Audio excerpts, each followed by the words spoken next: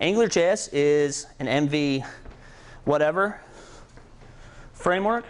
I say choose whatever pattern helps you be more productive.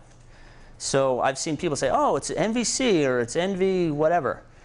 Is choose a pattern that makes the most sense to you and that helps you wrap your mind around it and start writing code.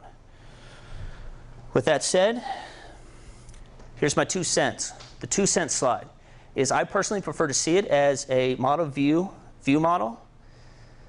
Pattern, I think it's probably the closest that you're going to get is where you have your view, which is bound to your view model. So your view model would be scope in conjunction with controller. A lot of times I'll actually see controller and scope kind of as one single entity.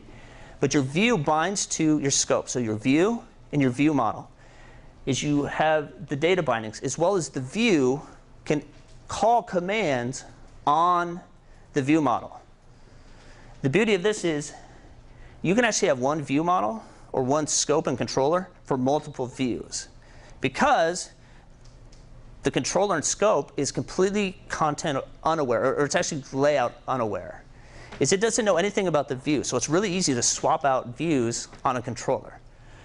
That kind of having that line and everything decoupled is really great. From there, when I say model, I'm talking about the domain model.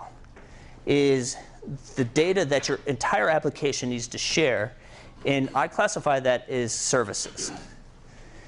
So you basically have your view, which is your HTML that's been injected with scope, so kind of your live view, your view model, which is scope and controller, and your model, which is essentially your services or your domain model. Now, there are people I know that will argue with me or say, no, no, no, services, it's overloaded. Don't call it that. Don't use domain model. And I would say, you know what? You're probably right, or in a certain context, you're right. I'm not going to fight. It's not worth it. But with that said, does this make sense, kind of how I've organized this here? Any questions? Yes? So the model in AngularJS, does that mean just whatever you get from services? Do you have anything like backbone model collection kind of concept? No. So you also have the closest equivalent to that. So the question was, do we have something similar to backbone model or collection? And the answer is no, not really.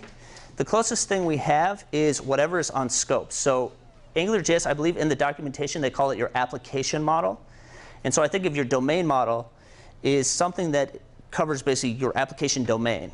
But then you have kind of these submodules, models rather, which is your application model, which is what your view model controls. The difference between that and backbone is your model in AngularJS at that level is just a JavaScript object. It's like you do not wrap your model in anything. You don't need to, because you have two-way data binding. But where I did scope.hello or scope.world, like that's your model on a kind of this very specific application level. Does that make sense? And then your main model would be, your domain model would be anything that kind of exists within your services. But I mean, I feel like backbone has a lot of, helpers when you're dealing with the domain model. Like underscore and things like that. Yeah. Which means Angular doesn't have that. But in real life, how do you deal with it? Can you give me an example? Like if I have a lot of collection, I have a lot of IDs, I want to, iterate through or sorting and things like that. Do you use underscore, or you kind of, in real life, how do you deal with it? So I would use underscore. I've also used sugar as well. At that point, you're just manipulating the model just as a JavaScript object. But if I had like an array of objects and I needed to pull out a piece, or I needed to sort something, I would use underscore to do that. But then the minute you modify that collection on the scope level, your view knows about it. Even about sync, like do you wrap that in the services? Like if you need to sync model back, or pull it out, or save one model to a server? So on a persistent, so that would, like that level, so that's a very good question. The question is, if you need to save something to your server, where does that go? And how do you do that? is I would put that in a service, and then I would then call the server from there, and then I would call the server, get the result, and then that would live within the service itself. So for instance, an example would be if I had a list of, let's say, books, a collection of books that I wanted to display, and then I wanted to update a book, is how would you do that and get it to the server? Is I would modify it first on a local level within the view, in the view model.